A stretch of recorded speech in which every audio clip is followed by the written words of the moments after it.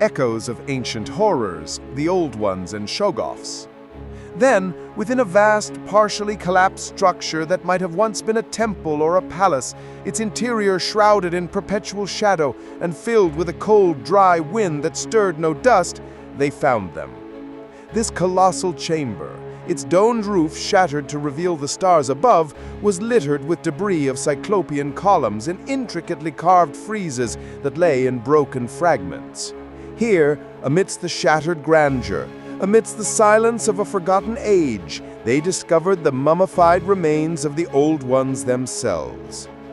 Lying scattered amidst the debris, preserved by the absolute vacuum and the chilling cold of the lunar surface, were their leathery, star-crowned heads, with their intricate patterns of cilia and small black orifices that might have served as mouths or sensory organs.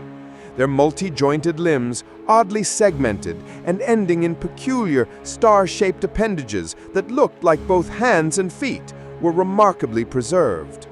They were larger than any terrestrial creature, easily 10 to 12 feet in length, their forms strangely unsettling in their blend of the vaguely organic and the utterly alien, a grotesque parody of life itself. Their skin, a leathery gray-green like ancient parchment, was pulled taut over their skeletal structures, revealing the grotesque contours of their ancient anatomy, hinting at internal organs of impossible configuration. Some lay in postures that suggested a sudden, violent demise, limbs twisted at unnatural angles. Others seemed to have simply folded in upon themselves as if in a final, agonizing slumber. Their multi-lobed brains collapsed inward. Mallory, his gloved hands trembling slightly within the cumbersome suit, carefully examined one of the corpses.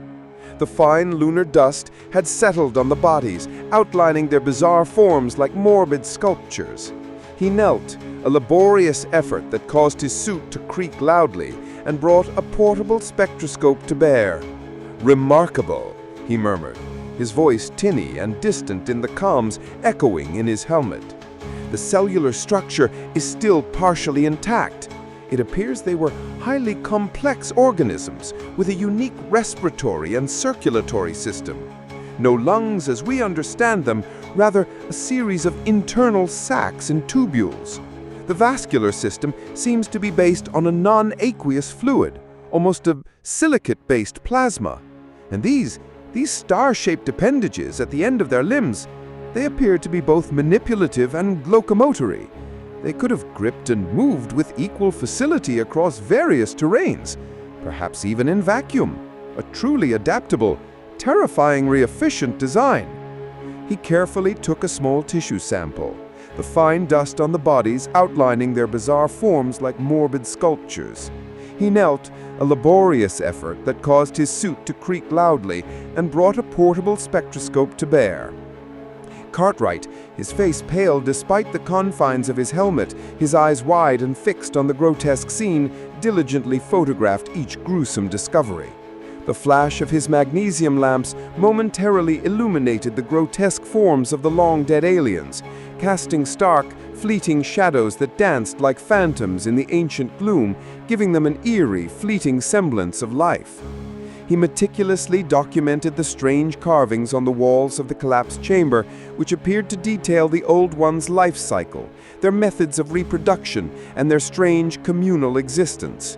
He also captured the bizarre, unidentifiable technology that lay scattered around the ruins, strange metallic spheres that pulsed faintly with residual energy, oddly shaped crystalline devices that seemed to refract light in impossible ways, and instruments whose purpose was utterly inscrutable, their functions perhaps tied to senses humanity did not possess. Every angle, every detail of this alien necropolis was captured on his precious glass plates, a grim record of a cosmic encounter. The clicks and whirs of his camera, usually reassuring, now sounded like the frantic beating of a trapped insect's wings.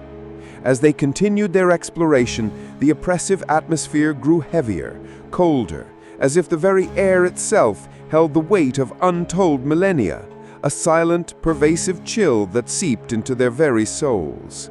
They encountered other, even more disturbing remains.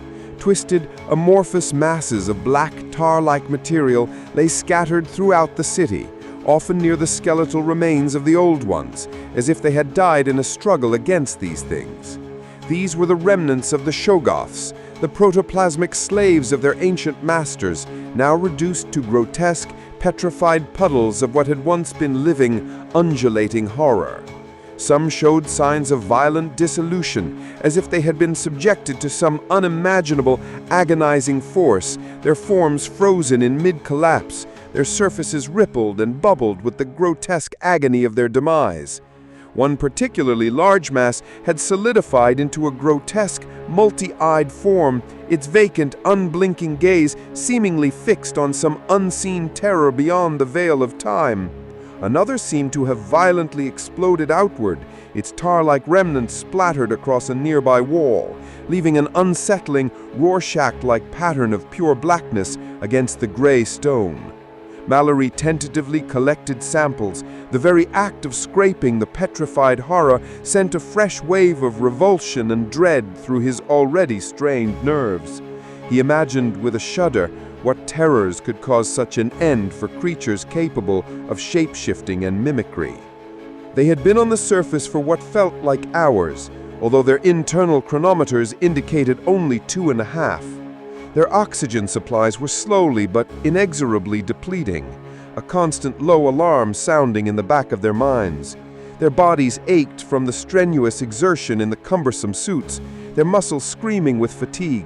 The initial thrill of discovery was slowly giving way to a gnawing sense of unease, a feeling of being watched, of being in a place where humanity did not belong, a place that held secrets too old, too vast, too terrible for mortal minds.